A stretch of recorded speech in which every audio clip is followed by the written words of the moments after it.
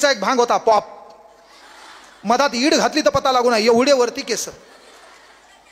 काहीचे केस कुरुळे होईनात, हिनं सराटा गरम करून केस कुरुळे केले. किती टाइम हे पान तुमच्याकडं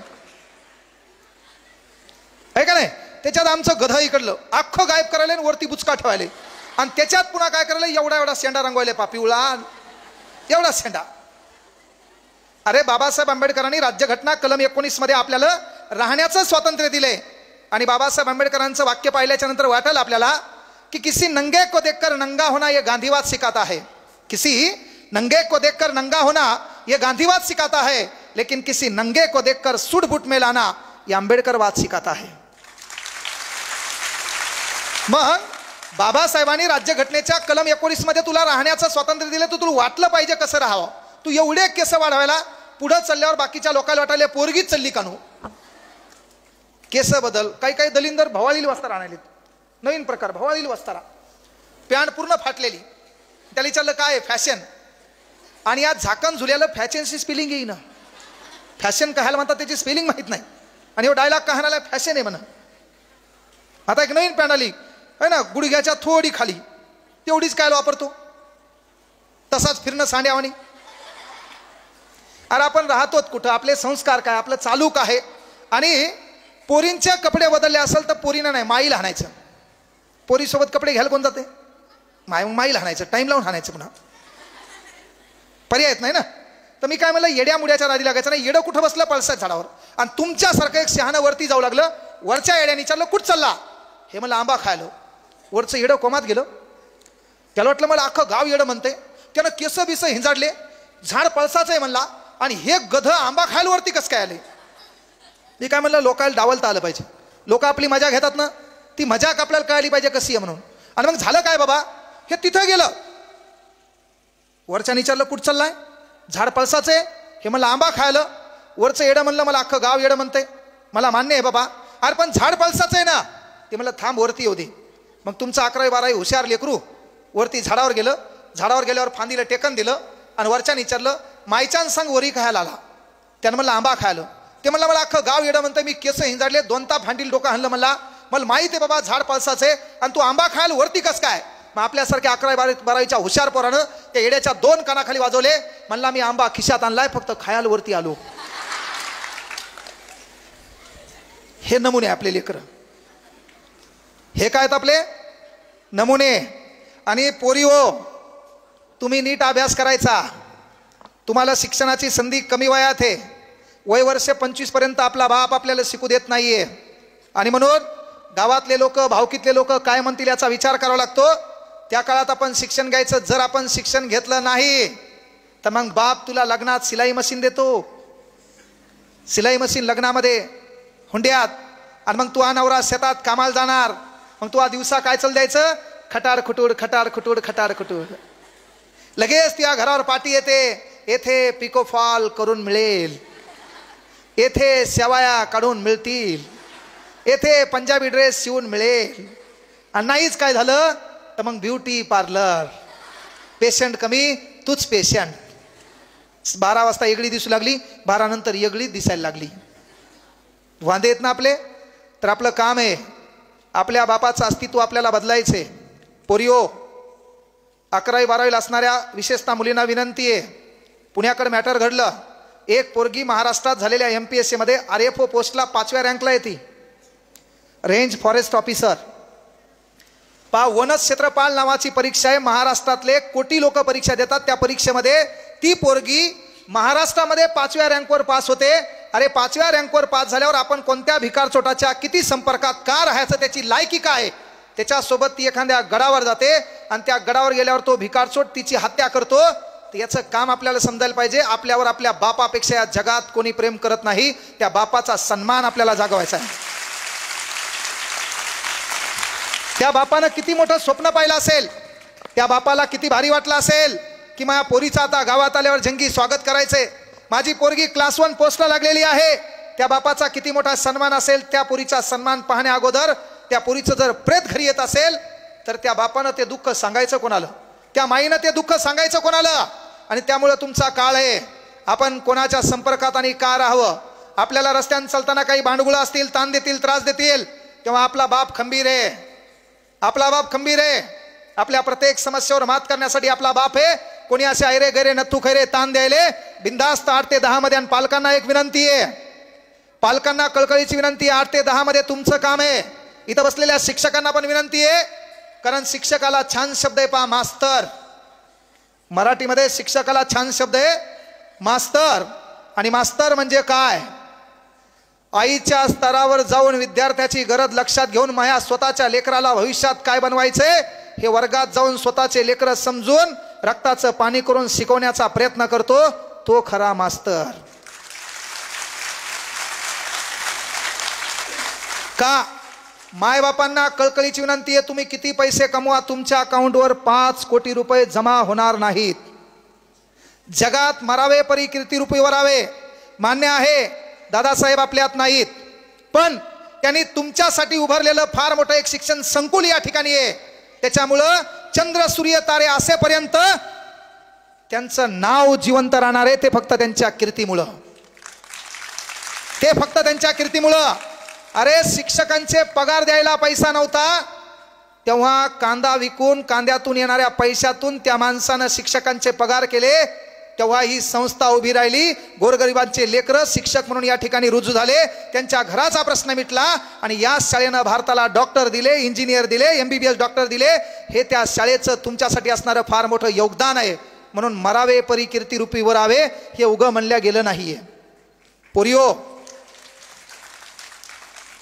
तुमच्यासाठी सांगायचं तात्पर्य एक आहे, तुम्ही काय करायचं तर करा, मात्र एक गोष्ट आवर्जून आहे, आपल्या बापाचा सन्मान आपल्याला मोठा करायचा आहे.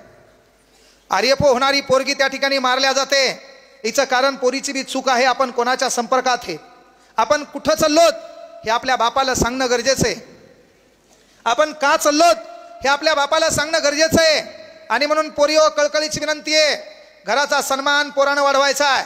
पोरं नोकरीला लागले, DYSP झाले, PSI झाले, STI झाले, MBBS डॉक्टर झाले, BSM झाले, काही व्हा, इथून जाऊन सिन्नरमध्ये बंगला बांधा का घर घ्या का काय घ्यायचं घ्या. पण सिन्नरमध्ये बंगला बांधण्यापेक्षा दोडी नावाच्या गावात आपला बाप राहतो, त्या बापासाठी छानपैकी खणाचं घर करा. पुढं काय करा, बैठक रूम करा, त्या बैठकमध्ये बंगई बसवा आणि त्या बंगेवर तू बाप आरामात बसलेला असेल हे स्वप्न तू हा पाहायचे. नाही तर वांदे काय होते, आपण मेहनत घ्यायची, कष्ट करायची, बापांना हाडाचे काढ करायचे, रक्ताचं पाणी करायचं, आणि भिकारचोट दलिंदर नोकरी लागते, बायको म्हणेल ते ऐकते, आणि बाप इकडे ज्या परिस्थितीत आहे त्या परिस्थितीत बाप असतो. ते आपल्याकडून होणार नाही. पोरियो, 11वी 12वी झाल्यावर तुमच्या लग्नाचा प्रश्न बापाच्या डोक्यात आहे.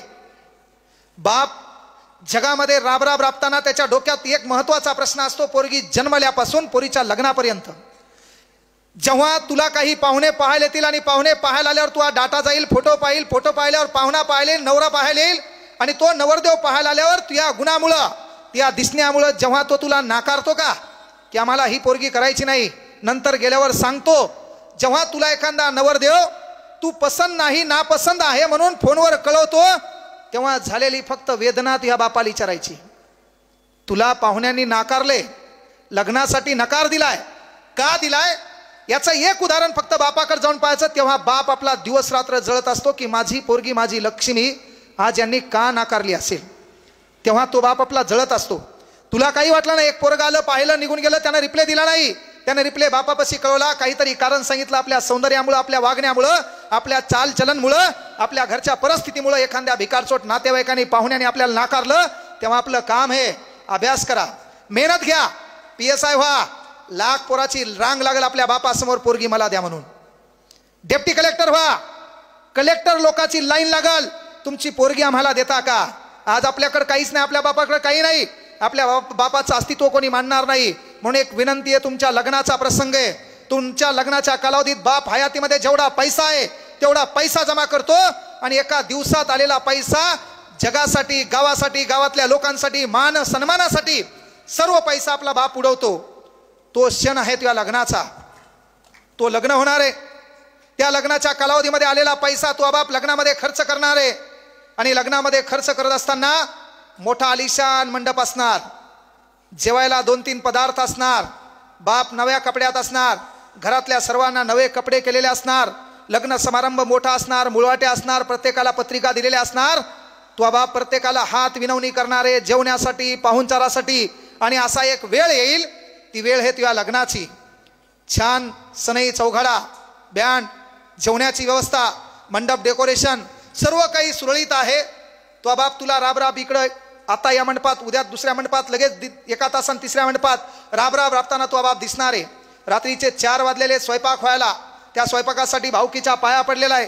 गावातल्या लोकांना विनंती केलेली आहे, माझ्या लेकराचा लग्न आहे, त्यासाठी सर्वांनी या सहकार्य करा. प्रत्येक पाहुण्याला विनंती केलेली आहे, कोणाची मुळवटी राहिली का, कोणाची पत्रिका राहिली का, याच्यासाठी बापानं विचार केलाय. चप्पल झिजवलेली आहे, पायाला महत्वाची गोष्ट भेगा पडलेल्या आहेत आणि त्याच्यातून तू या लग्नाचा प्रसंग आहे. लग्न छान पद्धतीनं झालेलं आहे. लग्न झाल्यावर तू गाडीत बसायला निघालेली आहे. शेवटचा विदाईचा कार्यक्रम आहे. तू आता निघणार आहे आणि निघता क्षणी समोर नवरदेव चालत आहे, त्याच्या मागं तू आहे. आणि मागं तू असताना तू वळून कदाचित तुझ्या माईकडे पाहणार, ती माय पळत तुझ्यापाशी येणार, तुला छातीला बिलगिणार, तुझी माय हंबरडा फोडून रडणार. ती माय रडताना पाहता पाहता बाजूला तुझी नजर तुझ्या बहिणीकडे जाणार. ती बहीण तुझ्या जवळ येणार, तुझ्या हाताला धरणार. ती बहीण हंबरडा फोडून रडत बसणार. लहान भाऊ येणार, ज्याच्याशी तुझं कधी पटलं नाही, तो भाऊ येणार. तो भाऊ तुला बिलगणार, हंबरडा फोडून लहान लेकरासारखा ठाय ठाय रडत असणार. तेवढ्यात तुझी नजर तुझ्या बापाकडे जाणार. बाप तुला मंडपामध्ये कुठंतरी काही काम करताना दिसणार. तेवढ्यात तुझी नजर गावातल्या आजीकडे जाणार. त्या आजीच्या डोळ्यात देखील आसू असणार. तेवढ्यात तुझी नजर गावातल्या लोकांकडे जाणार. गावातले लोक पण रडताना दिसणार. एवढं पाहत असताना शेवटचा क्षण आहे. तू नेमकं गाडीत बसणार. गाडीत बसताना पुन्हा आई हंबरडा फोडणार. ती आई तुला छातीपाशी धरणार, जोरजोऱ्यात रडणार.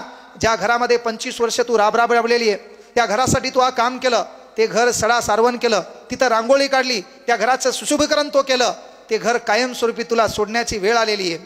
आणि ते घर सोडताना नेमकं गाडीत पाऊल टाकणार तेव्हा माय मागून येणार, हंबरडा फोडत रडणार. आजी आपल्या पदरातली 100ची नोट त्या हातात टेकणार. आजी तुला गळ्याशी लावणार. आजी देखील त्या उतरत्या वयामध्ये देखील राबराब रडत असताना दिसणार.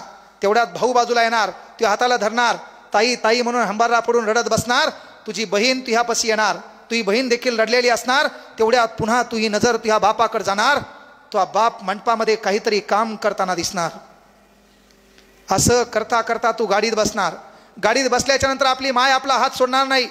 ती माईच्या डोळ्यात पासू आहेत. माईचा हंबरडा चालूच आहे. तेवढ्यात बहीण रडत आहे, भाऊ रडत आहे, गावातले लोक रडत आहेत, गावातले वृद्ध आजी आजोबा रडत आहेत. तेवढ्यात काचातून तुझी नजर तुझ्या बापाकडे जाणार. बाप पळत तुझ्यापाशी येणार. तो डोकं छातीला लावणार, डोक्यावर हात ठेवणार, आशीर्वाद देणार. खंबीर मानानं तुझा बाप तुझ्यापासून बाजूला जाणार. मंडपातल्या लोकांची जेवणाची व्यवस्था करणार. कोणीही जेवल्याशिवाय राहू नका असं आग्रहाची विनंती करणार. तू गाडीत बसणार. गाडीत बसताना तुझ्या मनात विचार येणार, आज मी शेवटचा क्षण या घरातून चालले आहे.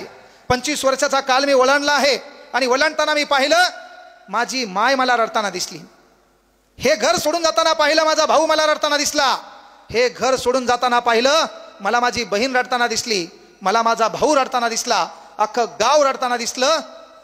मात्र यामध्ये माझा निष्ठूर बापाच्या डोळ्यात मला आसू दिसला नाही असा कदाचित विचार तुझ्या मनात येणार. तू सासरवाडीत पोहोचणार. त्या ठिकाणी हे दुःख तू विसरून जाणार. त्या ठिकाणच्या सुखदुःखामध्ये तू सामील होणार. रात्रीचे 10-10:30 वाजणार. तो बाप मंडपात येणार आणि मंडपात आल्यावर तो बाप त्या स्वयंपाक्याला बोलवणार की बाबा तुझे किती पैसे झाले, उद्या माझ्याकडे असतील का नाही यात शंका आहे. तो बाप त्या स्वयंपाक्याचे पैसे देणार. तो बाप मंडपावाल्याला बोलवणार, दादा तुझे किती पैसे झाले, उद्या माझ्याकडे पैसे असतील का नाही यात शंका आहे. तो बाप त्या मंडपावाल्याचे पैसे देणार. तो बाप किराणा दुकानदाराकडे जाणार, तुझे किती पैसे झाले, त्याचे पैसे तो बाप देणार. बँडवाल्याचे पैसे तो बाप देणार. ज्या सावकाराप्रमाणे तुझ्या बापाचा किस्सा सकाळी फुल भरलेला होता, तो बाप आपला भिकारी होणार. कंगाल होऊन आपला बाप घरी जाणार. रात्रीचे 11 वाजलेले असणार. जी माय तुहा रडतानी पाहिली ती माय झोपलेली असणार. जो भाऊ तुहा रडतानी पाहिला तो भाऊ झोपलेला असणार. जी बहीण तुहा रडतानी पाहिली ती बहीण झोपलेली असणार. आजी आजोबा झोपलेले असणार. ज्या गावाच्या डोळ्यात तुहा पाणी पाहिलं होतं ते गाव झोपलेलं असणार. रात्रीचे 11 वाजता तो बाप कोणी उठणार नाही म्हणून दरवाजाची कडी आल्हादी उघडणार. बाप घरात जाणार. घरामध्ये गेल्याच्या नंतर तो बाप तुझी जी रूम आहे त्या रूम मध्ये जाणार. मग त्या रूम मध्ये तुला कुठलं तरी पारितोषिक भेटलेलं आहे, कुठलं तरी प्रमाणपत्र भेटलेलं आहे. शाळेची तुझी बॅग आहे, तुझा पंजाबी ड्रेस आहे, तुझी शाळेतली वही आहे. त्या वहीला, त्या पंजाबी ड्रेसला, त्या शाळेतल्या प्रमाणपत्राला तुला भेटलेल्या शाळेतल्या ट्रॉफीला तो बाप हात लावणार. जो बाप तुला निर्भीड त्या मंडपात दिसला होता तो बाप त्या घरामध्ये लहान लेकरासारखा ढसा ढसा रडलेला असणार. म्हणून येणाऱ्या काळात आपला बाप रडणार नाही याची काळजी पोरीने घ्यायची, ही कळकळीची विनंती आहे.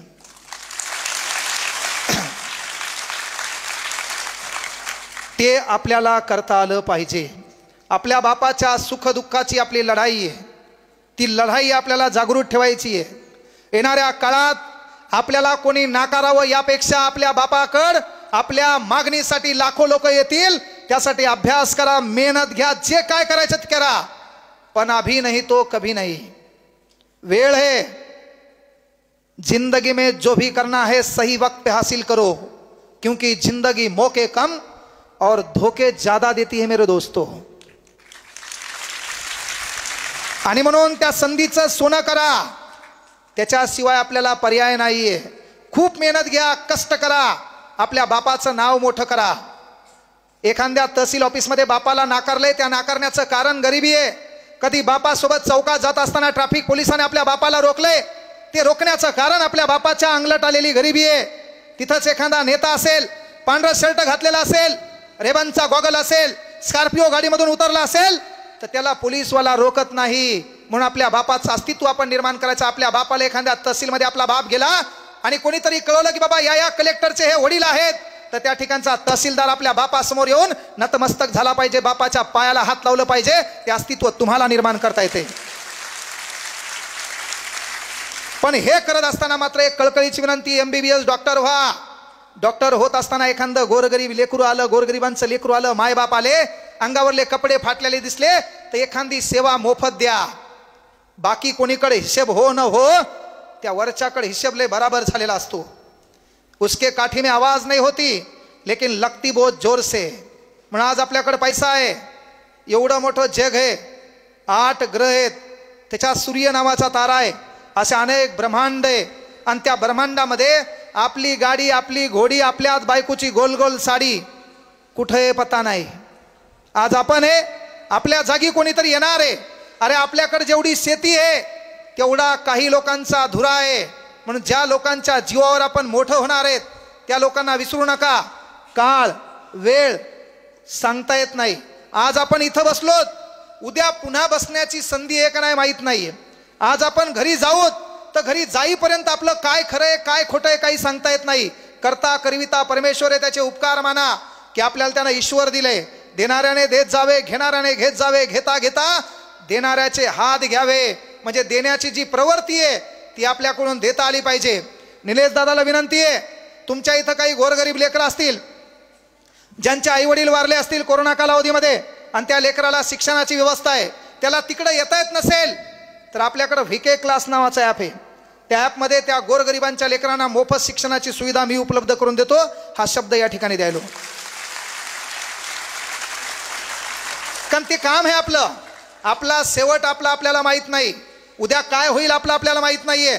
आणि मग कोणी मेले, मेल्याच्या नंतर भावपूर्ण श्रद्धांजली, त्याचं स्टेटस, शोक सभा, त्याच्या घरी भेट बीट काही नाही. जिवंतपणी लोक आपल्या कामा पडले पाहिजे. मेल्यावर तर कोणी डायलॉग मारतील, मेल्यावर कोणी बोलतील, मेल्यावर कोणी रडतील, मात्र जिवंतपणे आपण एकमेकाला साथ देसाल. कारण तो माणूस मेल्याच्या नंतर कोण रडतंय हे पाहायला तो नाहीये. कोणा आपल्याला किती त्रास दिला याच्या यातना त्यानं सहन केलेल्या आहेत. आणि म्हणून जिवंतपणे त्या लोकांच्या यातना सहन करण्यापेक्षा त्याला साथ बना, आधार द्या. कारण या देशाला परिवर्तनाची गरज आहे. एखाद्या व्यक्तीला भूक लागली, त्यानं तुम्हाला 10 रुपये मागितले, तुम्ही त्याला विचारलं कस काय, त्यानं सांगितलं भूक लागली आहे, मला समोसा खायचा आहे. पण उद्या पुन्हाही त्याला भूक लागणार आहे, उद्या पुन्हाही त्याच्या पोटाचा प्रश्न निर्माण होणार आहे.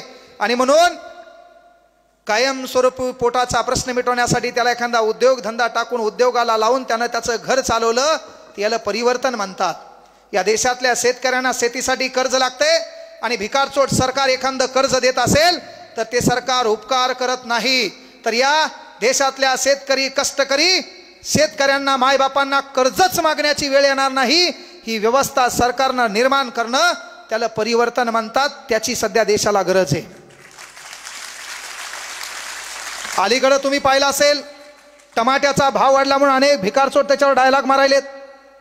टमाट्याचा भाव वाढला म्हणून अनेक भिकारचोट त्यांच्यावर डायलॉग मारायलेत, अरे तुम्ही खाऊ नका, तुम्हाला रोग हो द्या, मरू द्या तिकडं, कुठंतरी टमाट्याला भाव आला आणि आमचा शेतकरी जरासा सुधारणार आहे. त्यावेळेस तुमच्या पोटात दुखायला लागलं, तुमच्या पगारी वाढल्या, चालतंय. मेडिकलमध्ये केवढ्याची गोळी केवढ्याले माहीत नाहीये. कॉन्ट्रॅक्टरना अख्खे रोडच्या रोड गायब केले. नेत्यांत काय लुटायचं ठेवलं तेवढं लुटलं. आणि मग या कालावधीत शेतकऱ्यांना थोडा आधार भेटत असेल, त्यांच्या कुठंतरी पिकाला, त्याच्या भाजीपाल्याला थोडाफार भाव येत असेल, तर आपण मोठं झाल्यावर आपली बायको सोबत असताना, तू नोकरीला आहे तेव्हा आपल्या बायकोनं जर मेथीच्या जुडीचा भाव जर केला, रपकन तिच्या कानाखाली वाजवायची. त्या शेतकऱ्याची व्यथा आपल्याला कळली पाहिजे.